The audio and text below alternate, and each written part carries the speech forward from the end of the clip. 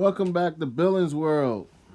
What's up, YouTube? Season 3. Today's episode is we're actually at the finale of season 3, and we're gonna discuss Nas' new album, Magic. All right, so this just came out literally like a couple of days ago, December 24th. Um, Yes, a surprise release. This is actually now the third consecutive album of a collaboration or production of from Hit Boy. Me as a longtime Nas fan, I'm digging their chemistry, and this right here, man, the trifecta trilogy. I don't know if there might be more Nas Hit Boy albums, but this right here, man, really takes the cake for me. I am absolutely highly impressed of this album, and taking nothing from the other Nas Hit Boy collabs with the King Disease 1 and 2. But man, just this here, bro. all right, so let's start off, Back right? straight through, back and forth, man. Banger. All right, so let's start off. Speechless.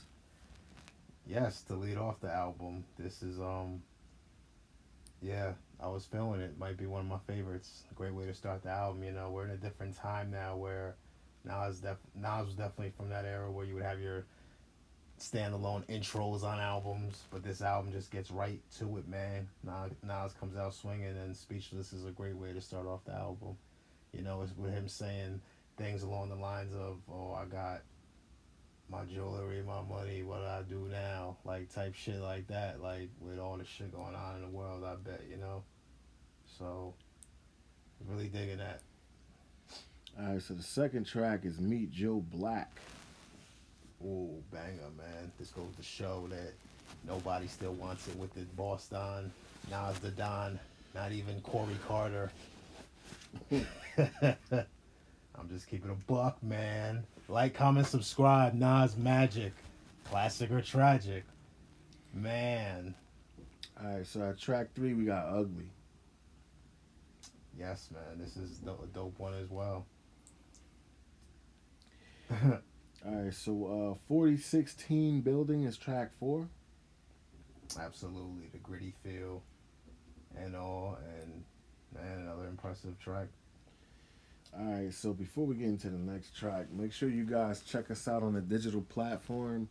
We now are on iHeartRadio, Spotify, Apple Podcasts, Amazon, TuneIn, and Deezer, and many other things. You guys make sure you guys check that out. Make sure you guys check us out. YouTube does get the first release of every episode, so we keep everything exclusive on YouTube. But go check us out on the digital platforms if you're ever out and about and want to listen to your favorite Billings World episodes. If you are a smoker, go hit up the motherfucking smoking merch website, hitmylineaccessories.com. If you want some fly clothes, go hit up jiggymafia.com. If you're an artist, AIRTIMEMUSICLLC.com. Okay, so Billin, we left off at Hollywood Gangster. How you feel about Hollywood Gangster?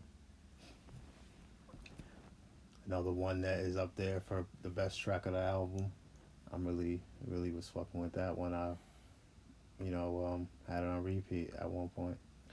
So, before we get into 6, right? So, what are we giving the production on the album so far as you're listening to track 6? So far, highly impressive. Impressive. I was aware. Excuse me. I was aware already that this was a Nas Hit Boy collab album. So I was like, So what's he gonna bring? You know, because I believe before it released, he had like might have been a couple of days prior where it was thrown out there that Nas was gonna drop again. And I was like, So, and this is most consistent I feel Nas has been in a long time. So I was like, what does he got to say with this? And it took me even a few days. I'll be keeping it real. I didn't, I downloaded it, but I didn't really get around to hearing it in fully till a few days after it dropping. But hey, I mean, it dropped last week. So, but I'm compared to the King's Disease 1 and 2, and like I said earlier, taking nothing from those releases, this is definitely, the production here it worked, man. I don't think nothing of, if it sounds like the common radio stuff or the 90s. It just, hey, I just got off work, kicked back, relaxed, threw this on, and it worked for me, man. All right, so before we get into the next title, I want to shout out Max B, the original Wave God. Um, Motherfucking Max B. Hey, Boss you can't skip track 6, man. Big Val. We didn't skip 6. Woo for the Children. Oh, okay, yeah. You're right. Track 6. Incredible, man. And I'm thinking, hey, is he gonna bring any Wu-Tang references? And he does with the I should have been on that stage with ODB, because if you remember back then with ODB, I think crashing the stage before Lil Mama crashed the stage and all that, and saying "Woos for the Children," and it was very a dope gem how Nas mentions I should have been on the "Give Me the Loot" remix, because that could have possibly happened, but I believe they both was big RP, and Nas was in the studio, and niggas just got too smoked out, and that was that, and it was no Nas spit on "Give Me the Loot," remix, but hey, that was acknowledged on "Woo for the Children," fire track right there. Alright, so now we get into Wave Gods. Yes, and I have to say, before even listening to the album, I'm like, I already peeped, like, wow, we got Premier, we got ASAP Rocky, like, this can, how's this, this can go, this should be fun, and everything. And you mentioned Max B, Yeah, the original Wave God. Shout out to Max Bigavell, Boss Don, you feel me? Free the Wave, the Free Real the Bird Wave. Gang. And Nas acknowledges Max B on this, believe it or not. That was very fucking dope. ASAP Rocky did his thing. Premier, I believe, just Yeah, I feel like ASAP Rocky is somebody you should have a song on a song called Wave Gods. He's from Harlem. He's definitely a wavy nigga. Fly nigga. I'm definitely glad Nas didn't get like a Montana or nothing. Yeah. But French would have matched with this too, because of the connection with Max B. You know what I mean? French would have went good on this, but I feel like he did the best thing with ASAP. Honestly, that was probably a better pick than French. Shout out to French though. Yes, and let's not forget legendary, longtime producer from Nas early work. DJ Premier. Absolute. Wow. This song also proves we still need a full Nas Premier album, and it might be out there, maybe in hidden files or whatever, but let's still get that, man. Number 8, The Truth. Hey, man, banger, man. Another banger. I was highly impressed with that one as well. Last track, Dedicated. Man, great way to close out the album. This song has like 2 parts. It's like probably like by like the 2-minute mark, the beat changes up. Fire. So yes, sir. And I gotta make sure that it was this track in particular and everything. So man, and great title and everything. His album is called Magic and all. But the final track, Dedicated, man.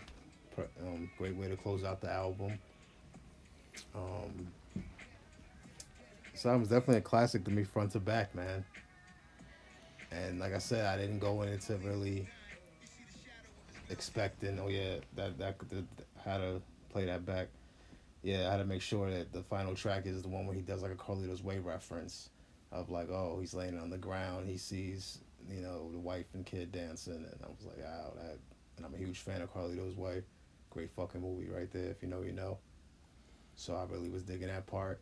And I gotta say too, I can't say what track it was, but Nas acknowledges trap, like the trap rappers on one track, like I'm sorry, drill rappers, like he like says so to the drill rappers. And so for like 9 songs, man, because let's not forget there's 9 tracks on here, packed the punch, and the legend proves again he's still that nigga, man. Nas Magic. Classic to me. Villains World Season 3. Take your damn Nutty Professor finger, hit the like button, comment, subscribe. This is only the beginning, man. Season 3 finale. So, okay, so you already gave me the answer to what I was about to ask you next. Oh, that's it. Oh, you done. All right. Oh, shit. We don't know where it ended. I can find out. And I can cut the whistle off too. The burp.